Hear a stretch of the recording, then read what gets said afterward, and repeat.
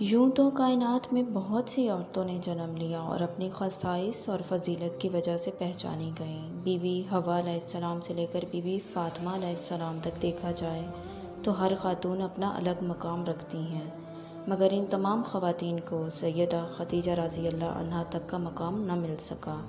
ان کی عظمت کے لیے یہی بات کافی ہے کہ آپ ان کی زوجہ ہیں جو تمام مخلوقات سے افضل و برتر ہیں، یعنی حضرت محمد صلی اللہ علیہ وآلہ وسلم۔ سیدہ خدیجہ حضور پاک کی خوشی اور غمی میں رہنے والی زوجہ تھیں۔ آپ امت کی ماں ہیں۔ حضرت خدیجہ کی کنیت ام ہند اور لقب طاہرہ تھا۔ حضرت خدیجہ حضور کی بعثت سے 30 یا 40 سال قبل 556 ہجری میں مکہ میں پیدا ہوئیں اور اسی شہر میں اپنے والد کے گھر میں پرورش پائی۔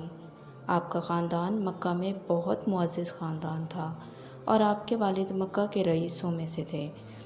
وہ ایک کامیاب تاجر تھے اور ان کی تجارت شام اور یمن تک پھیلی ہوئی تھی۔ سیدہ خدیجہ کی ابتدائی زندگی کے متعلق کچھ زیادہ معلومات تو نہیں ملتی۔ روایتوں سے پتہ چلتا ہے آپ بچپن سے ہی باوقار، ذہین اور دیندار خاتون تھیں۔ حضرت خدیجہ زمانہ جاہلیت میں جب عرب میں بت پرستی کا رواج عام تھا، اس وقت آپ دین ابراہیم پر اور واحد خدا پر یقین رکھتی تھیں۔ آپ اپنے مال اور تجارت میں برکت کے لیے حضرت ابراہیم علیہ السلام کے خدا سے دعا کیا کرتی تھیں۔ جب آپ کے والد کی وفات ہوئی تو آپ نے پورا کاروبار خود سنبھال لیا اور آپ بہت جلد ایک کامیاب تاجر کی حیثیت سے پہچانی جانے لگیں۔ حضرت خدیجہ کبھی کاروبار میں زیادہ نفع کمانے کی کوشش نہیں کیا کرتی تھیں۔ ان کا دروازہ ہمیشہ حاجت مندوں اور مسکینوں کے لیے کھلا رہتا تھا۔ حضرت خدیجہ مذہبی تعلیمات اپنے چچا زاد بھائی ورقہ بن نوفل سے حاصل کیا کرتی تھیں، جو اپنے زمانے کے مشہور عالم دین تھے۔ کہتے ہیں کہ حضرت خدیجہ کے کمالات، دولت اور ثروت سے متاثر ہو کر بڑے بڑے قبائل کے سرداروں نے آپ کے لیے رشتہ بھیجا تھا، جن میں ابو جہل، ابو سفیان جیسے لوگ شامل ہیں، لیکن حضرت خدیجہ نے سب کی پیشکش کو مسترد کر دیا۔ روایت ہے کہ حضرت خدیجہ رات کی تاریکی میں اپنی سہیلیوں کے ہمراہ کعبہ شریف کا طواف کرنے کے لیے جایا کرتی تھیں۔ ایک رات جب حضرت خدیجہ طواف کعبہ سے واپس گھر آئیں تو آپ کو گہری نیند آ گئی۔ آپ نے خواب میں دیکھا کہ سورج ایک انسان کی شکل میں اتر کر آپ کے گھر آ رہا ہے، اور جب وہ انسان آپ کے گھر آیا تو تمام دنیا میں اس کا نور پھیل گیا اور لوگ اس انسان کو دیکھنے کے لیے حضرت خدیجہ کے گھر آنے لگے۔ سیدہ خدیجہ تعجب اور حیرت کے عالم میں نیند سے بیدار ہوئیں۔ یہ خواب کوئی عام خواب نہیں تھا، اسی لیے اگلی صبح انہوں نے یہ خواب اپنے چچا زاد بھائی ورقہ بن نوفل کو سنایا۔ ورقہ بن نوفل مسکرانے لگے اور کہا کہ مبارک ہو اے خدیجہ کہ اگر تمہارا خواب سچ ہوا تو نور محمد صلی اللہ علیہ وآلہ وسلم تمہارے گھر آئے گا اور تمہارے گھر کا نور تمام عالم کو منور کر دے گا۔ اس کے بعد جو بھی شخص حضرت خدیجہ کے لیے رشتے کی پیشکش کرتا تو ان کے سامنے وہ نورانی صورت کی طرح ہوتا جسے انہوں نے خواب میں دیکھا تھا، اور جب اسی شخص کی صورت خواب والے شخص سے نہ ملتی تو آپ ان کے رشتے سے انکار کر دیتی تھیں۔ روایت ہے کہ جب حضور پاک صلی اللہ علیہ وآلہ وسلم 25 برس کے تھے تو عرب میں ہر طرف خشک سالی پڑنے لگی، مویشی مرنے لگے، اور پھر حضور پاک کے چچا حضرت ابو طالب نے آپ کو حضرت خدیجہ کے پاس جانے کا مشورہ دیا اور کہا کہ اے بھتیجے، خدیجہ ہماری رشتہ دار ہیں اور کافی دولت مند بھی ہیں، آپ خدیجہ کے پاس جائیے اور کچھ رقم ان سے ادھار لے لیجئے اور ان پیسوں سے شام جا کر تجارت کر لیجئے کہ شاید آپ صلی اللہ علیہ وآلہ وسلم کو کوئی نفع مل جائے۔ ان دنوں آپ صلی اللہ علیہ وآلہ وسلم کی سچائی، صداقت اور ایمانداری کا چرچا عام تھا اور مکہ کے لوگ آپ کو امین کہا کرتے تھے، اور حضرت خدیجہ حضور پاک صلی اللہ علیہ وآلہ وسلم کی امانت داری اور صداقت کی وجہ سے پہلے ہی مطمئن ہو چکی تھیں۔ حضور پاک حضرت خدیجہ سے کچھ سرمایہ اور تجارت مال لے کر شام کی طرف روانہ ہوئے۔ حضرت خدیجہ نے حضور پاک صلی اللہ علیہ وآلہ وسلم کے ساتھ اپنا ایک غلام جس کا نام میسرہ تھا اس کو بھی بھیج دیا۔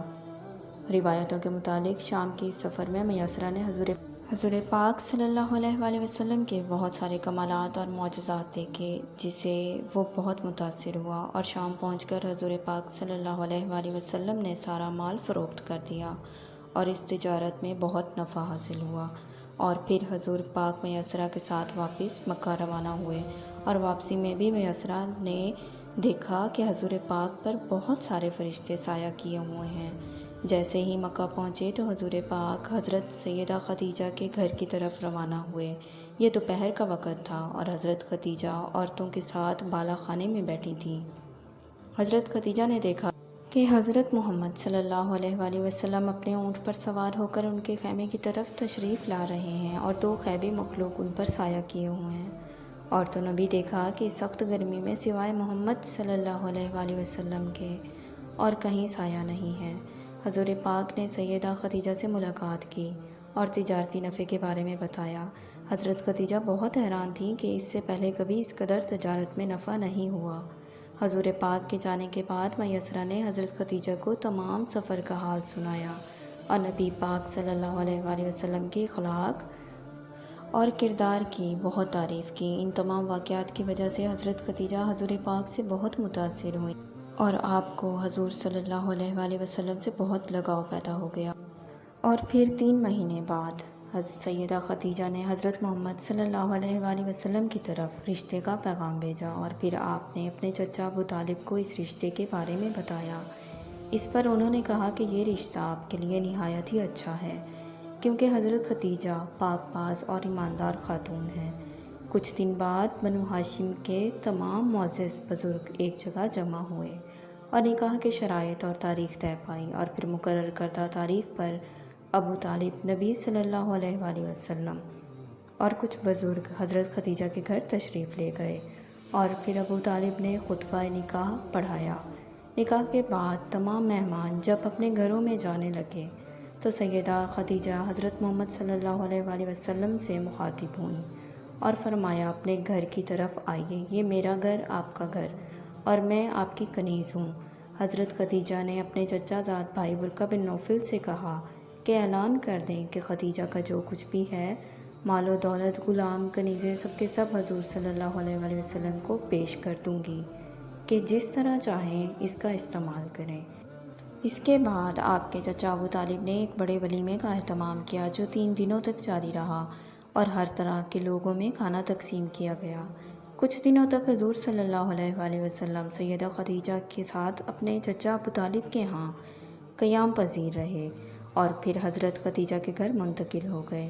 یہ وہی گھر تھا جسے حضرت خدیجہ نے نبی صلی اللہ علیہ وآلہ وسلم کو ہدیہ دیا تھا اور جہاں سے اسلام کا سورج طلوع ہوا۔ حضرت خدیجہ کے اسی گھر میں اسلام کے بڑے بڑے امور سر انجام پائے اور نور اسلام تمام دنیا میں اسی گھر سے پھیلا۔